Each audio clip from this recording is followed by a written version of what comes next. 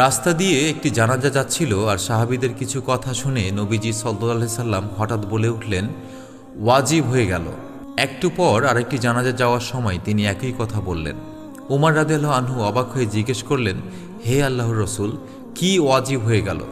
নবীজি সাল্লাল্লাহু আলাইহি সাল্লামের সেই উত্তরটি শুনলে আপনি নিজের অজান্তে নিজেকে প্রশ্ন করবেন, আমার মৃত্যুর পর মানুষ আমার সম্পর্কে কি বলবে?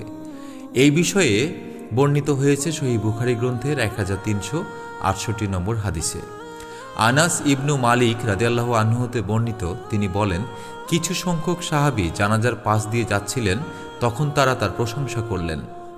তখন নবী সাল্লাল্লাহু আলাইহি সাল্লাম বললেন, ওয়াজিব হয়ে গেল।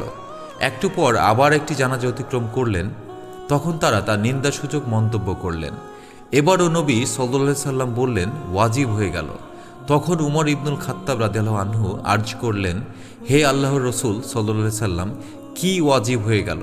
তিনি বললেন, এই প্রথম ব্যক্তি সম্পর্কে তোমরা উত্তম মন্তব্য করলে তাই তার জন্য জান্নাত ওয়াজিব হয়ে গেল, আর ওই দ্বিতীয় ব্যক্তি সম্পর্কে তোমরা নিন্দাসূচক মন্তব্য করায় তার জন্য জাহান্নাম ওয়াজিব হয়ে গেল।